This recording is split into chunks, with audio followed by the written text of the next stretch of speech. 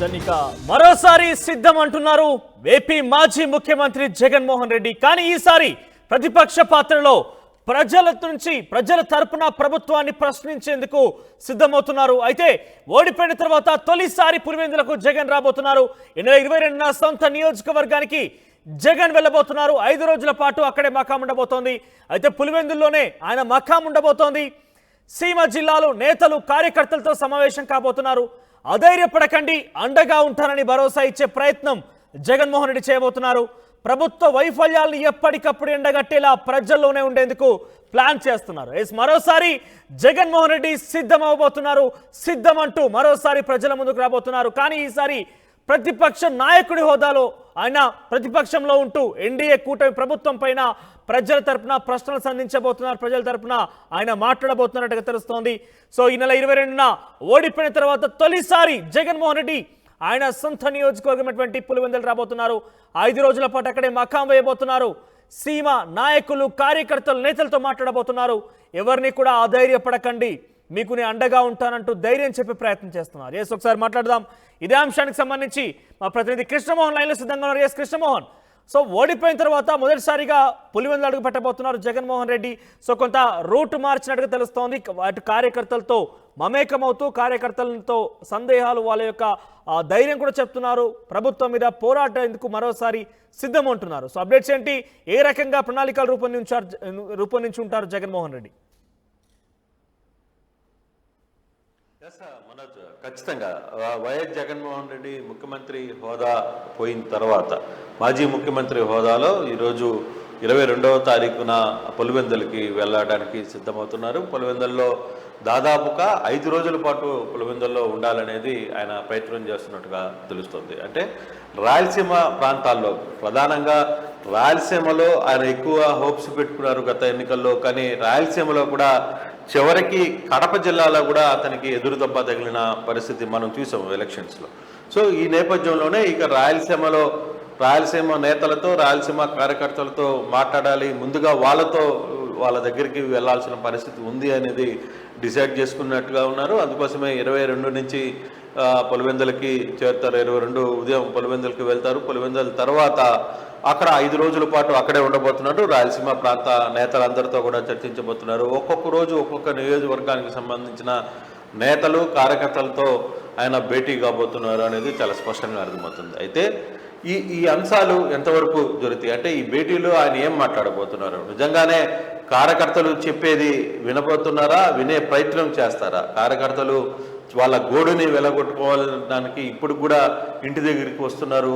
మనం ఉదయం కూడా చూసాం, కొంతమంది కార్యకర్తలు 3 రోజుల నుంచి నేను జగన్ గారిని కలవాలని ఉన్నాను, అయితే నన్ను ఇప్పుడు దాకా కూడా అనుమతించలేదు అని చెప్పి కూడా కొంతమంది కార్యకర్తలు బయట మాట్లాడుతున్న పరిస్థితి. ఇటువంటి నేపథ్యంలో 22 నుంచి పులివెందుల్లో, అందులో ప్రత్యేకంగా రాయలసీమ ప్రాంత నేతలతో మాట్లాడే ప్రయత్నం చేస్తున్నప్పుడు అక్కడున్న పరిస్థితులు ఏంటి, అక్కడ రాయలసీమ నేతలతో ఆయన ఏం మాట్లాడబోతున్నారు, కార్యకర్తల్ని ఏ విధంగా ధైర్యాన్ని నింపబోతున్నారు. మరోవైపు కూటమి చేసే ప్రయత్నాలు ఏవైతే ఉన్నాయో, కూటమిలో ప్రతిపక్ష పాత్ర హోదా కూడా రాకపోవడంతో ఈసారి తన రూట్ ఏ విధంగా ఉండబోతుంది అంటే ప్రతిపక్షాన్ని, అధికార పక్షాన్ని నిలదీసే, కూటమిని నిలదీసే దానికి ఎత్తులు ఏమన్నా అయిపోతున్నారా? ఆయన అక్కడ జరగబోతున్న పరిస్థితులు ఏంటి, అక్కడ నిజంగానే కార్యకర్తలకి సంబంధించిన ఇష్యూస్ని తన పార్టీ క్యాడర్ని ఎంతవరకు కాపాడుకునే ప్రయత్నం చేస్తారు. అయితే ఇప్పటి వరకు ఆయన చాలా క్లియర్గా చెప్తున్నారు. ఇంట్లో నుంచే కార్యకర్తలకి ధైర్యాన్ని ఇచ్చే ప్రయత్నం చేస్తున్నారు. నాయకులతో మాట్లాడారు, ఎమ్మెల్సీలతో మాట్లాడారు, ఎంపీలతో కూడా మాట్లాడిన పరిస్థితి. అయితే ఇప్పుడు కార్యకర్తల దగ్గరికి నేరుగా వెళ్తున్నారు. అందులో మొదటిసారిగా ఓడిపోయిన తర్వాత మొదటిసారిగా అక్కడికి వెళ్తున్న నేపథ్యంలో సో పరిస్థితులు ఎలా ఉంటాయి అనేది కూడా చూడాల్సిన నేపథ్యం అయితే కనపడుతుంది. చాలా ఇంట్రెస్టింగ్గానే ఉంది. 22 తర్వాత 22 పులివెందులకి వెళితే అక్కడ రాయలసీమ ప్రాంత ప్రజలు జగన్ని ఎలా రిసీవ్ చేసుకుంటారు, వాళ్ళ బాధలు, వాళ్ళు పడ్డ ఇష్యూస్, అక్కడ నాయకులకి మధ్య, క్యాడర్కి మధ్య, అంటే నాయకుడికి కార్యకర్తకి గ్యాప్ పెరిగిందనేది అందరూ ఎమ్మెల్యేలంతా కూడా చెప్తున్న పరిస్థితి. ఎమ్మెల్యేలుగా ఓడిపోయిన వాళ్ళు కూడా మాట్లాడుతున్న పరిస్థితి మనం చూసాం ఇప్పటి వరకు. సో ఈ నేపథ్యంలో ఎలా రియాక్ట్ అవుతారో కూడా చూడాలి. అయితే పులివెందులకి వెళ్ళి 1 రోజుల పాటు ఉండడానికి మాత్రం అక్కడ ప్రజలతో మాట్లాడడానికి ఆయన నేరుగా వెళ్తున్నట్టుగా సమాచారం అయితే వస్తుంది. మనోజ్. ఎస్ కృష్ణమోహన్ 5 రోజుల పాటుగా అక్కడే మకం వేసే రకంగా ప్రణాళికల రూపొందించి తెలుస్తోంది. సో 5 రోజుల పాటు ఎటువంటి కార్యాచరణ ఉండే అవకాశం, ఎందుకంటే ఆయన అటు ముఖ్యమంత్రి పదవినే కాకుండా ప్రతిపక్ష హోదా కూడా కోల్పోయారు ఇన్ఫాక్ట్. సో ఈ నేపథ్యంలో ఈ ఘోర పరాజయాన్ని గురించి ఆ సీమ నాయకులతో కావచ్చు, అక్కడ కార్యకర్తలతో చర్చా కార్యక్రమం ఉండే అవకాశం ఉందా? రివ్యూ లాంటివి జరిగే అవకాశం ఉందా?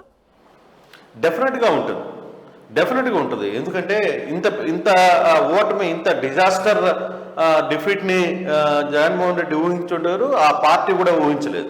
సో ఇంత ఘోర ఓటమి తర్వాత తిరిగి నాయకుల్లో ఏకపరచడం అయితే ఓట్ పర్సెంట్ మాత్రం 40%, 39.63% ఇంచుమించుగా రావడం ఆయనకి కొంత అదే చెప్తున్నారు కదా, నాయకులతో కూడా అదే మాట్లాడే ప్రయత్నం అయితే చేస్తున్నారు. మరి కార్యకర్తల్ని ఎలా ఒప్పించగలరు? ఇప్పుడు కార్యకర్తలు కనీసం మేము బయటకు కూడా రాలేకపోతున్నామని చెప్పి సోషల్ మీడియాలో గగ్గోలు పెడుతున్నారు. వాళ్ళందరూ కూడా మేము కలవాలనుకుంటే కలవలేకపోతున్నాం, మా పరిస్థితి బయటికి రాలేని పరిస్థితులు ఉన్నాం, చాలామంది ఊర్లు వదిలి వెళ్ళిపోయారు, కుప్పం లాంటి నియోజకవర్గంలో కొంతమంది నాయకులు బయటికి వెళ్ళిపోయారు.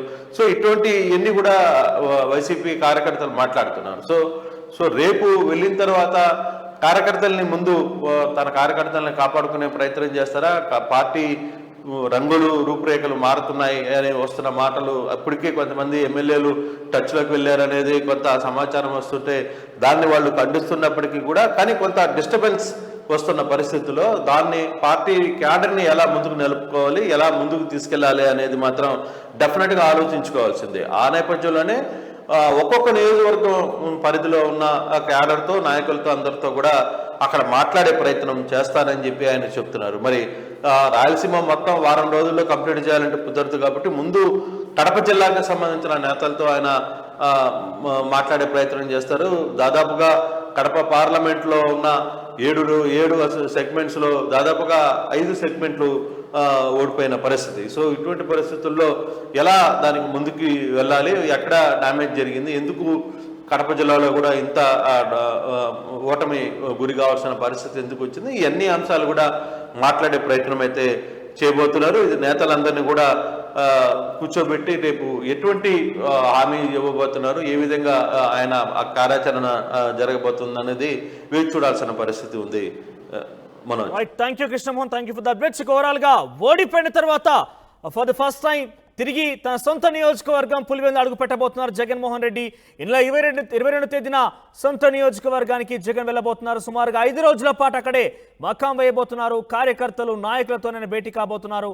సో ఈసారి ఆయన ప్రతిపక్షంలో ఉన్నారు. ఆయన ముఖ్యమంత్రి పదవి కోల్పోవడమే కాకుండా పూర్తిగా ప్రతిపక్ష నాయకుడి హోదా కూడా కోల్పోయారు. కానీ ప్రజల తరపున ఎన్డీఏ కూటమి ప్రభుత్వాన్ని ప్రశ్నిస్తానంటూ సిద్ధమవుతానంటూ కూడా ఆయన చెప్తున్నారు. నాయకులకి, కార్యకర్తలకి అధైర్యపడకండి, నేను మీకు అండగా ఉన్నానంటూ భరోసా ఇచ్చే ప్రయత్నం చేస్తున్నారు. చూద్దాం మరి ఏ రకంగా ఆయన ప్రణాళికలు రూపొందించబోతున్నారు, మరి ఎన్డీఏ కూటమి ప్రభుత్వానికి ఆయన ఏ రకంగా ప్రశ్నించబోతున్నారని మాత్రం చూడాల్సిన అవసరం అయితే ఉంది. కానీ ఒక ఘోర పరాజయాన్ని ఎదుర్కొన్న తర్వాత మొదటిసారి సొంత నియోజకవర్గం అడుగు పెట్టబోతున్నారు.